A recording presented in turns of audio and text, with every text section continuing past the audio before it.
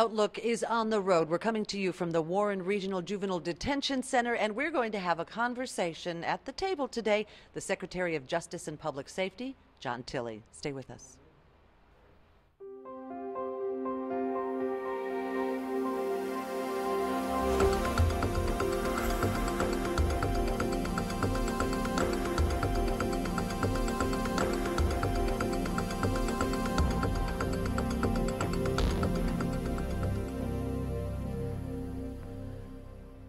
Hello and welcome to Outlook. I'm Barbara Deeb.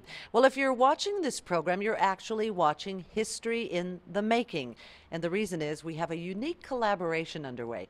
WKU-PBS and the mission of public broadcasting is, of course, to educate, enlighten, and inform. And what we've done is presented a neat vocational educational opportunity for some of the residents here at the Warren Regional Juvenile Detention Center. And so for the past 10 days, they have worked with our production team, and today's kind of their graduation. They are behind the cameras. We can't show you their faces because they're juveniles, but they are working hard, and they're bringing us the show today. They're doing everything, so we're excited about that. Now, we are also very delighted to have with us the Secretary of Justice and Public Safety, John Tilley. Hi. Hey, Barbara. Much less important is my attendance here. These kids are amazing and doing a great job already, and their composure is on display. So I want people to know, even though they can't see them, they're doing a tremendous job. Indeed, they are. We're very thrilled to have them here with us. You know, you're no slacker. You have really a background that supports what you're doing. You're from Hopkinsville. You're a former prosecutor, former Kentucky representative. You chaired the House Judiciary Committee, and we want to talk about your current position because Governor Bevin, a couple of months ago, or was it last month, he put together this Justice Reform Council. I'm going to call it that it's got a nice longer name, yes. But 23 members. He's given you 6 months. He wants you to come up with something that you can take to the legislature and say, this is what we need to do to reform the justice system in Kentucky. You're chairing that. Yeah, and the governor and I spent a lot of time when we were talking about this position, and I was in effect interviewing with him, and he was picking my brain.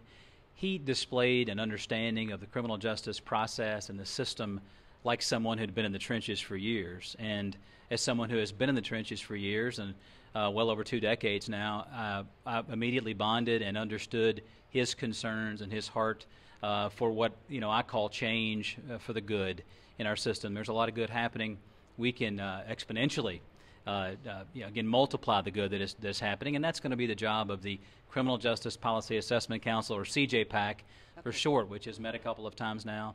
An accelerated 6-month schedule, although people say, is this too ambitious, or are you giving yourself enough time? Keep in mind that for years we've studied the problems that are before us. We've undertaken other reform efforts in both the adult and juvenile systems, and we know kind of the blueprint for what may work and what may not, and that's not. Who's the we you're referring to? Are you talking about the? I'd say all stakeholders, okay. Council members, stakeholders across the board. We'll have working groups beneath the 23-member task force. We've done it both ways, by the way. We've had 7-member groups, smaller groups. Our Juvenile Justice Task Force was roughly 13, 14 members. This is a larger group to make sure that every stakeholder in the system is represented, and is represented in a meaningful way at the table. There's 23 members, so it does represent a gamut of the Commonwealth. You've got preachers, you've got prosecutors, the faith-based community. Again, two from the faith-based community, 2 thought leaders, many thought leaders. We've got a gentleman who represents cities, prosecutors, the defense bar, 2 judges, 1 Supreme Court justice and 1 trial judge. We have the mental health community, the treatment community. We have the health and family services community. We have, again, a physician on the task force. Do we have anybody who's been incarcerated on the task force? We do not have an incarcerated person, although we have heard from many. I visited some today. We visit weekly. The governor's been out and talked to inmates. We'll hear from those who have been behind the walls and understand the challenges that those again face coming back into the community. Smarter and better approaches is what Governor Bevin talked about when he put this committee together. And you have gone so far as to say our system is badly broken. It is in need of reform. Badly broken? Yeah, I took some heat for that comment, I think, from some. And that is to say that doesn't mean everything is broken. There are some areas which I do believe are badly broken. And I think for some to take offense to that, it certainly wasn't intended. What I was trying to again, say in that comment was that there's some areas that need a deep dive, that need immediate change. What are some of those deep dive areas? Well, I'll give you one example. Right under my nose, we have salaries for youth workers in the juvenile centers that $11 an hour. It's not acceptable. We are losing people to Long John Silver's who are working with these children that are behind these cameras here today. In the adult system, we have probation and parole officers with tremendous resumes who need a representative salary. Otherwise, we're losing them to counties and the feds. The turnover is tremendous. The turnover in our correction system is still 60 and 70%. So I was talking about things that we can control administratively that need to be reviewed, that we can control. I'm also looking at high rates of revocation. We're sending people back to prison for technical violations. I think that's badly in need of reform. That's a huge one. I want to talk more about that. But by paying individuals more, you suspect then you would get more stakeholders? They'd want to stay with the job? Because I suspect this job can be wearing. Oh, it absolutely is. I mean, corrections officers undergo post-traumatic stress disorder at rates of combat veterans. I mean, that's, again, hard to believe, but very true. If you saw their jobs, that is evident to you if you were to see that. So we can't pay them, wages that border on minimum wage. I mean, it's not doable. Many of them are on food stamps. Many of them survive on the overtime, but the overtime stresses them out, burns them out, and we lose them, again, at a rate of 70%. As I said before, workers inside facilities just like this one we're in today, we have 100% turnover in these facilities. And so we train them, taxpayers pay to train them, and then we lose them to Lowe's and Home Depot and the retail community and Long John Silver's, the fast food industry. It's really a sad state of affairs. And so my comments don't need to be taken out of context further than those kinds of areas that we need to control. And let me say this, Barbara, too. The taxpayer may be thinking, well, where are we going to get this money? But we have indications that actually we're paying less, which costs us more. These studies, when we pay to train and pay for that turnover, our taxpayers are actually paying more to have workers who make less. So I think it's a return on investment question, and we're not getting it. And so that's something that this committee is going to look at as well? One of the things we'll recommend, I hope, but policy changes as well, certainly. Policy changes. You've hit on something, and so what you're saying, the recidivism rate, those that return back behind walls after they've been there, often has to do with a technicality. Is that what you're saying? I mean, recidivism can be defined any number of ways. Sure. Most national experts would tell you that it's a return to prison within 3 years. But if you look at certain programs, we judge it as a return to prison within 2 years in Kentucky. Certain programs, it could be a return to prison within 6 months if you're just judging the effectiveness of that program. For instance, we have one we need to replicate throughout the state, which we're, again, monitoring certain offenders. And if we know if they're working and employed and engaged, they're twice as likely to remain in the community as opposed to coming back to prison. So we know there are things that work. We need to replicate them and put them in force in all 120 counties as opposed to 6 or 7 or in certain pilot projects. That sounds like a no-brainer. It should be a no-brainer. Yeah. We implemented these back in 2011. We didn't have the money to put them in every county, so we began with pilot projects to see if they would work. They have. Those will be things we'll talk about. I mean, we'll be very ambitious, but we'll also not overswing here either. We'll be measured in what we propose to the General Assembly in 2017. What's the mission of your cabinet? A stronger, fairer, more proportionate system. As the governor says, I think, a more just system, one that values the individual life and values reentry, giving those offenders a chance at reentering society. I spent 2 or 3 hours just this morning down the road at the Simpson County Jail, and with those partners with that program, working on, again, programs behind the walls. I talked to inmates. They've said that if they had had this 20 years ago when they were in the first time, or if they'd had it 15 years ago, they're convinced they wouldn't be back. And we're seeing the recidivism rate much less with these very effective programs like moral recognition therapy, or MRT for short. To some, that might sound like a warm and fuzzy. Recognition therapy? Yes. We're going to have to talk more about that. We have to take a short break here, but when we come back, MRT, you're going to find out what it is when Outlook continues with Justice Secretary John Tilley right after this. Outlook continues. We are coming to you from inside a pod at the Warren Regional Juvenile Detention Center. And the reason we're here is it's a unique collaboration effort. We have brought our production team into the detention center, and with a select group of residents here, we have been working for the last 10 days to teach them about television. Today, It's their graduation of sorts because they're running the show. So we're very excited about that. And even more so that they could get to meet the Justice Secretary of the state of Kentucky. He is the Secretary of Justice and Public Safety, John Tilley. Thank you for being here. Glad to be here. Now, you really brought up a lot of stuff in the first segment, so if you missed it, you'll have to go back and look at it. But really, justice reform is underway under Governor Matt Bevin. He came in, and that was one of his top priorities. So he came to you and he says, I want you to chair this 23-member committee, and I want you to come up with something substantive that we can take to the legislature. So you feel like you're going to be able to take something forward? Well, I think so. Again, we want to be ambitious, but we don't want to, again, I'll say it again, overswing. We want to be measured in our approach. This doesn't have to all happen in year one. We've taken steps in Kentucky in previous years. We have some of the best drug policy in the country. Sadly, we have to have it because our problem is so acute. It's so severe. We're a top 5 state in terms of our overall drug scourge. And I want to talk more about that drug scourge. We will. We'll come back to that. But that's driving a lot of our crime. 90%, any prosecutor would tell you that 90% of our crime is either drug crime or drug related. It may be higher than that even. So we've got to look at that as, and it's driving our prison population as well. Well, we talked about recidivism, or the rate of return, if you will, where inmates, and in the state of Kentucky, you 2 years? If someone returns back behind bars? Return to prison within 2 years. Some look at it as a return within 3. There's, again, that's the generally accepted definition. We use 2 here for many reasons. Okay, before the break, you brought up something called MRT, and you were talking about visiting Simpson County in Franklin, Kentucky, and talking with some of the residents there. What's MRT?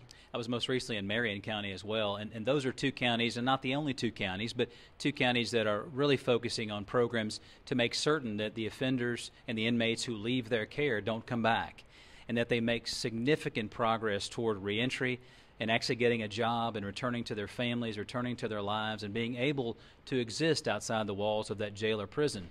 And if you talk to one of the inmates, they would describe it this way, and I've talked to so many of them. They would say that for the first time in my life, somebody has taken the time to sit down with me and try to get at my problem. What drove me to do what I did? What drives me to keep doing what I was doing that got me here in the first place? It's an inner recognition, again, a moral recognition therapy that in fact, you put yourself here. Granted, sometimes the system doesn't treat everybody equitably, but overall you put yourself there and you can keep yourself out of the system if you do certain things. I, for one, and none of the folks we talked to today in Simpson County believe that these offenders can do it on their own. They didn't have the supports that many of us had who have never experienced a day in prison or jail. And so they've got to have some help at reentry. And reentry to the taxpayer as well is a good investment. There's a significant return on investment. Otherwise, you're simply paying for those offenders to come right back to the system in record numbers, which they are today. Which they are today. Before the break, we also asked you about the mission of your cabinet. You shared that with us. But now let's talk about the vision of this Justice Secretary that's sitting before me. What's your vision? Again, I think it's much like the governors in criminal justice, a stronger, fairer system, one which reforms wrongdoers, which holds folks accountable for their actions, but also focuses on reforming those wrongdoers so that we don't see that same pattern again and again. It's insanity, that definition. We've got to change our way of doing business somewhat. There are tremendous people in the trenches of this system that need a little help with better policy, better financial support, better decisions about what works and what doesn't. We need to use policy that's evidence-based, meaning what works.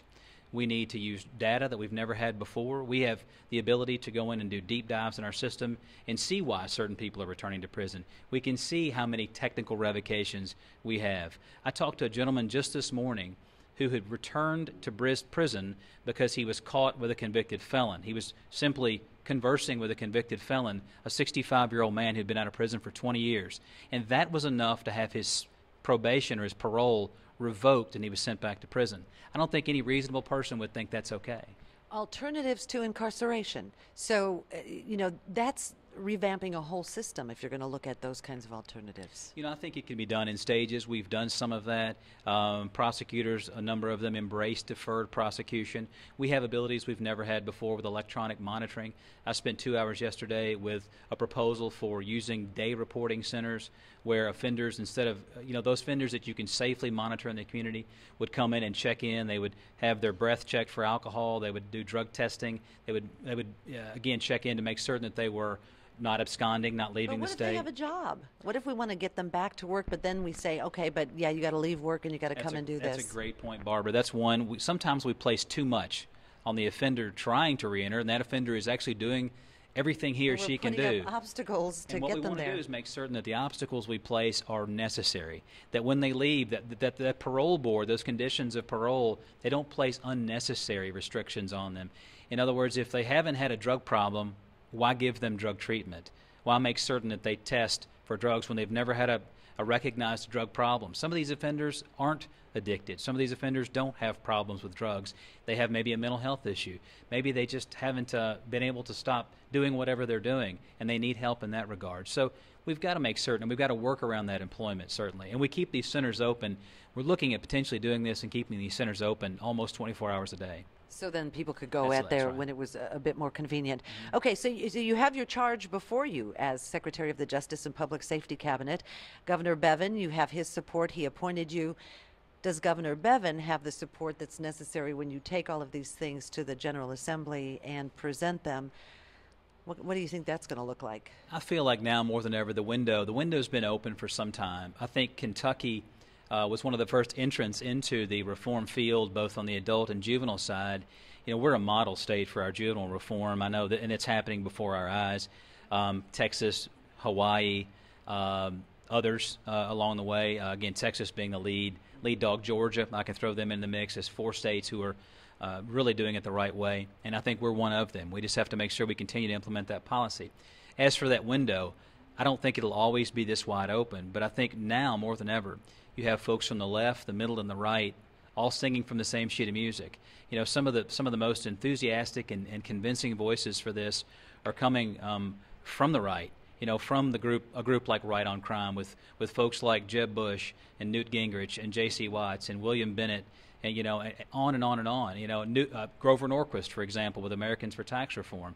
I mean, he tells a compelling story and makes a compelling case for reform. And then you've had folks from the left that are in line, and from the middle. It's just a common sense, fertile area for reform. It's time. It's time. We're going to talk more about that with Secretary John Tilley. He is the Secretary of the Justice and Public Safety Cabinet in the state of Kentucky. And we are coming to you from Pod 300 of the Warren Regional Juvenile Detention Center. Say that 5 times real fast.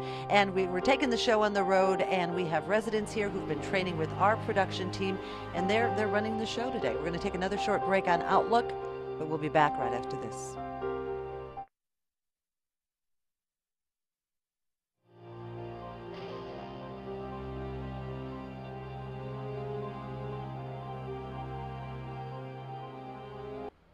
Outlook continues, and we are coming to you live from inside the Warren Regional Juvenile Detention Center.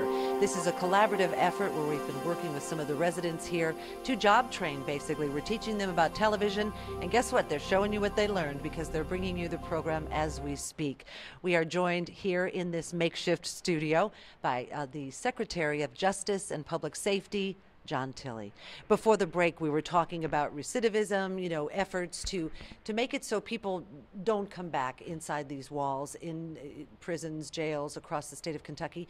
Give us a snapshot. What does Kentucky's prison population and incarceration population look like? Do we have overcrowded prisons? Are we doing okay? Where are we at? We are at capacity in every one of our state prisons and county jails which house state prisoners, and we're over capacity in some. That doesn't mean we're necessarily overcrowded where a court would step in, but we are well over capacity. There is no room at the end. We're at 24,000 today. To give you some example, when I graduated high school in the mid-1980s, we were at about 5,000. Our budget was a little over $100 million at that time, and now it's closer to $600 million. We've had tremendous growth. Corrections is the fastest growing segment of any state budget across the country. In Kentucky, it's even more so, right behind Medicaid. Those who state it this way probably state it best. We medicate, educate, and incarcerate. And we've got to make certain that that growth rate and then it's the right thing to do, that we're distinguishing who we're mad at and who we're afraid of, and that we use prison, those scarce resources for prison, in the right way. Because at this point, with the recidivism rate being what it is, which it's hovering around the national average, but we can do so much better. Many states are. We've stabilized our population. At one time, we had a growth rate, Barbara, in our prisons for the decade ending in 2009, that time frame. Our growth rate was quadruple the national average in a country that incarcerates 25% of the world's prisoners, yet comprises just about 4.5% of the world's population.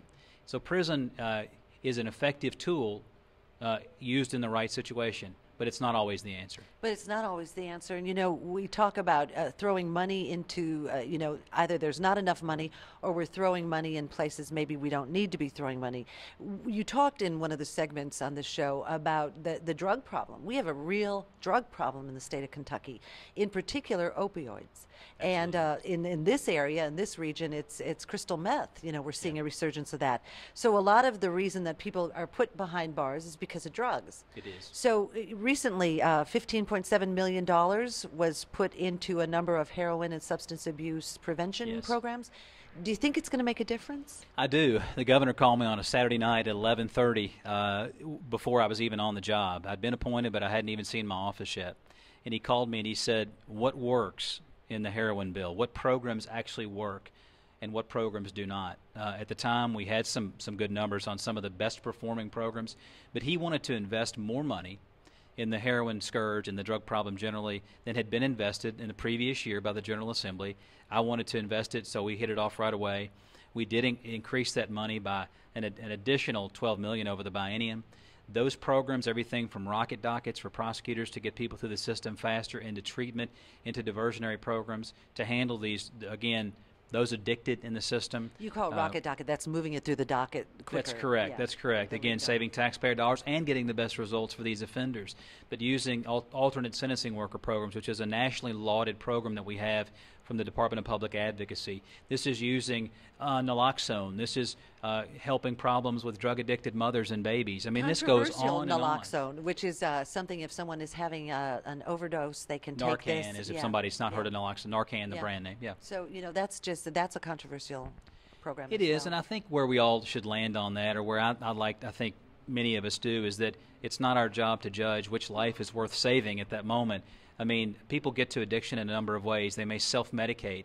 They may have become addicted to opioids after an oral surgery, like my former colleague, Representative Joni Jenkins' nephew, Wes Jenkins, who was a Little League World Series champion, who later, you remember that team from Louisville that won the World Series, and it's a difficult thing for the American teams to do at that level. They won it. He later played college baseball, went for an oral surgery, became addicted to pain medication, later died of a heroin overdose. This is cutting across all socioeconomic boundaries as well. Epidemic. So you are the Secretary of Justice and Public Safety.